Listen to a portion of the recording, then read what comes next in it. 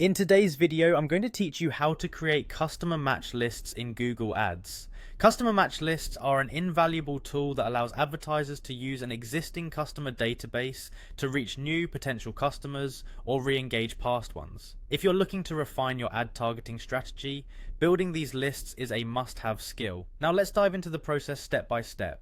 To start, you'll want to head over to the Google Ads overview page. This is your command center, the place where all your campaigns begin.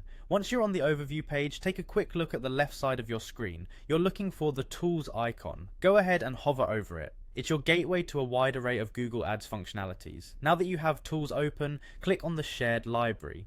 The shared library is where Google Ads keeps various assets that campaigns across your account can access. Within the shared library, you'll find the Audience Manager, which is where we need to go next, so click on that. After clicking on Audience Manager, find the plus icon. This symbol is your friend here. It's effectively an Add New Item button, and it's what we'll use to create our customer list.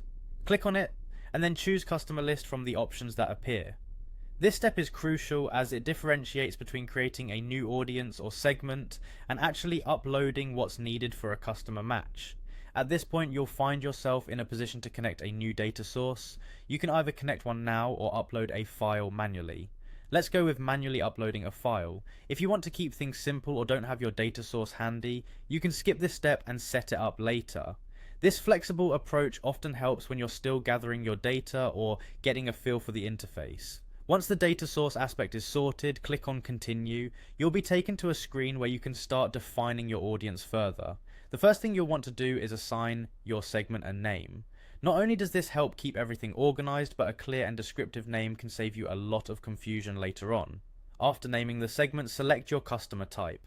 This could be existing customers, new prospects, or another category that suits your strategy. Next, you'll be able to set the membership duration, which defines how long a user stays in your audience once added. Choose a duration that aligns with your goals. A description box is also available. This isn't mandatory, but jotting down a quick note or overview about the audience can be a helpful reminder of its purpose down the line. After filling in all these details, make sure everything looks correct. If so, click Save and continue to finalize your setup.